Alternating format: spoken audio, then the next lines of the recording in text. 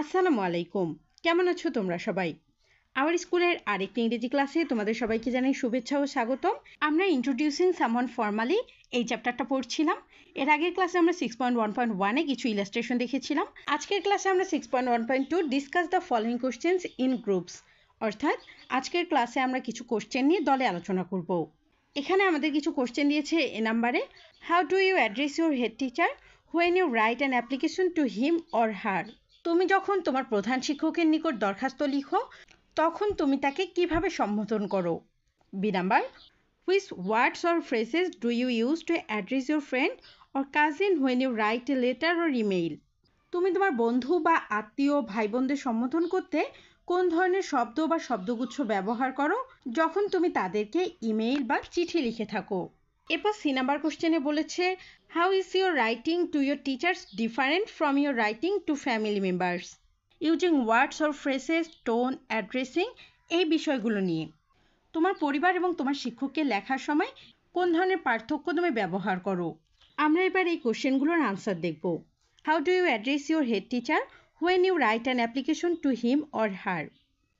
While writing an application to head teacher, we address him or her as head teacher, dear sir or madam, respected sir or madam, or dear principal.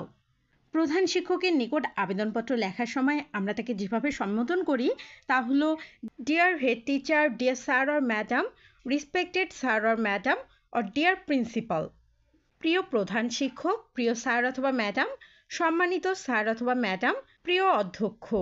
এরপর B number কোশ্চেনই ছিল, which words or phrases do you use to address your friend or cousin when you write a letter or email?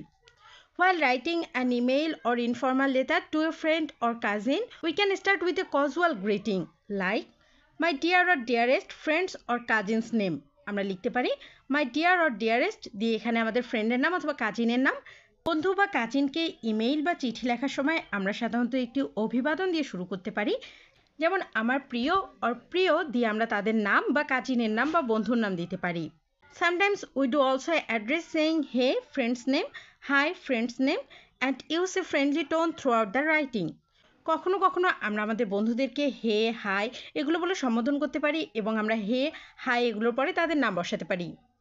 এরপর C নাম্বারে ছিল, how is your writing to your teachers different using words or phrases, tone, addressing etc from your writing to family members? When we write to our family members, we write in first or second person prospective and informal tone. আমরা যখন আমাদের পরিবারের সদস্যদের কাছে লিখি তখন নিজেদের মতো বা দ্বিতীয় কোনো ব্যক্তির দৃষ্টিকোণ থেকে এবং ব্যক্তিগতভাবে লিখে থাকি। We use phrasal verbs, idioms, short and simple sentences, contractions and subjective mood. আমরা শব্দগুচ্ছের ক্রিয়া, বাগধারা, সংক্ষিপ্ত এবং সহজ বাক্য, সংকোচন এবং নিজেদের মতো করে লিখি। Moreover, we address our family member as my dear or dearest, mom, dad, siblings name or cousin's name. তাছাড়া আমরা আমাদের পরিবারের সদস্যদেরকে আমার প্রিয় বা প্রিয়তম, এরপরে আমরা মা, বাবা, ভাই বোনের নাম, চাচাতো ভাইয়ের নাম মানে আমরা যাকে লিখতে চাই ভাবে সম্বোধন করতে পারি। On the other hand, we write to teachers, the tone should be formal and polite. অন্যদিকে আমরা যখন শিক্ষকদের কাছে লিখি তখন লেখার ধরনটি আনুষ্ঠানিক এবং মার্জিত হওয়া উচিত। আমরা যখন আমাদের শিক্ষককে লিখব তখন আমাদের লেখাটি মার্জিত হওয়া উচিত, ফর্মাল হওয়া উচিত। In this case, we tend to use objective mood, impersonal style, cohesive device, concluded and elaborated sentences, easy and single word verbs.